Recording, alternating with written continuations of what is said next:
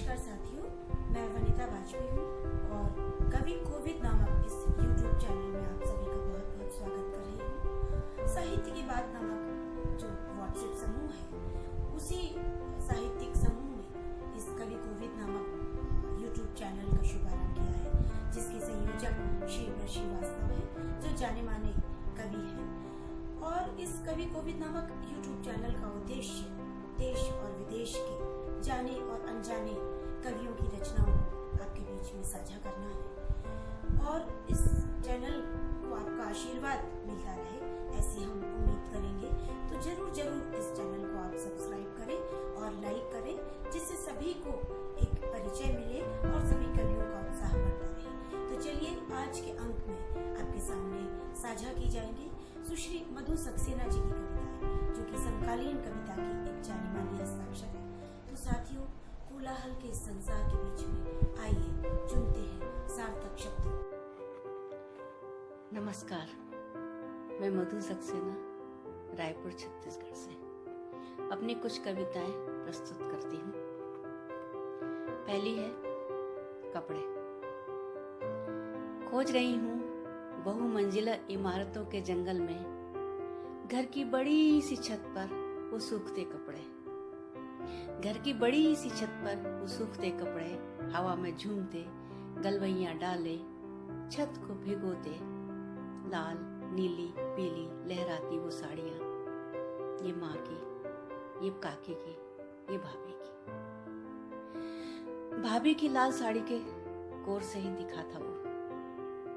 दूसरी छत पर किताब लिए माँ की साड़ी के पीछे से ताका कई बार। काकी की साड़ी की ओट लिए घंटों खड़ी रही एक झलक के लिए। तेज हवा के झोंके ने खोल दी थी पोल, शर्म और मुस्कान बिखर गई थी पीली धूप सी। हाथ में किताब पर अक्षर आंखों से पड़े जाते। पापड़ बड़ियों के साथ सपने भी महफूज किए जाते रहे। हवा में उड़ते, बरसात में भीगते कपड़े अपनी रंगत पर इतराते रहे, लिखते रहे एक प्रेम कहानी। कहानी भले ही अधूरी रही, प्रेम अधूरा नहीं रहा। जिम्मेदारियों के ताल के साथ सुर मिलाता रहा सदा, करता रहा मजबूत।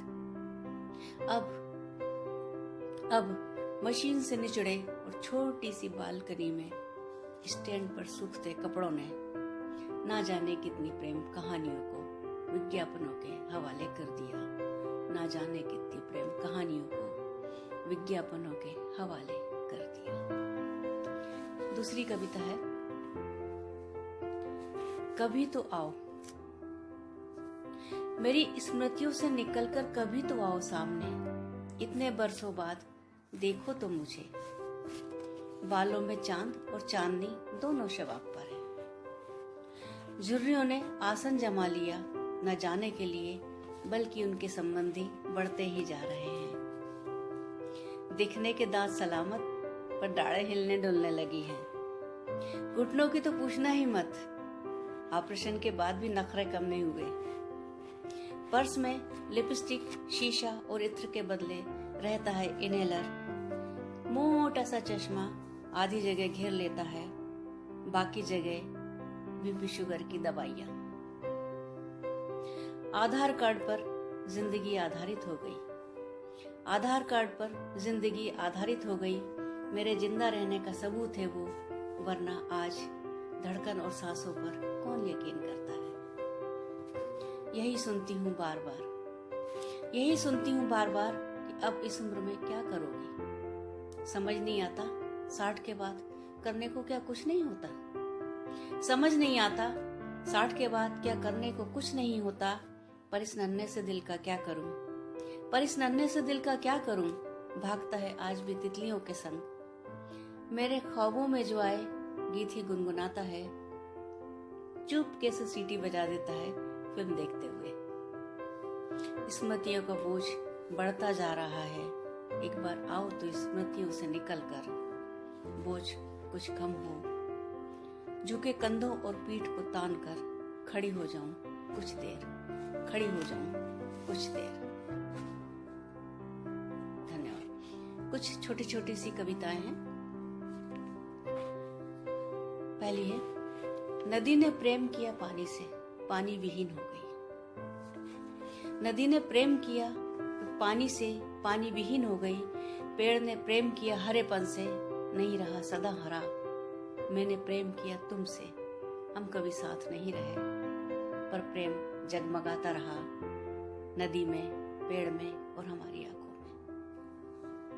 अगली है, तेरा प्रेम वो पेड़ है, तेरा प्रेम वो पेड़ है जिसका पत्ता पतझड़ को नहीं मानता, पीले पड़ने से इनकार कर देता है। अगली है, टूटता है जब एक भरोसा तो चटक जाते हैं कई भरोसे। अगली है, ये उबासियां यूं तो मेरे आलस्य का प्रतीक है, ये उबासियां यूं तो मेरे आलस्य का प्रतीक है, पर ये मानकर खुश हूं कि तुम याद कर रहे हो। एक और, मिलकर भी न मिल पाना, मिलकर भी न मिल पाना, न मिलकर भी शिद्दत से मिलना, तेरे मेरे बीच अक्सर यही होता है। अंतिम, खत लिखा तुमको, खत लिखा तुमको, पर तुम्हारा पता भी तो पता नहीं। खत लिखा तुमको, पर तुम्हारा पता भी तो पता नहीं, पता होता तो पता लिख ही देती। धन्यवाद। नमस्कार।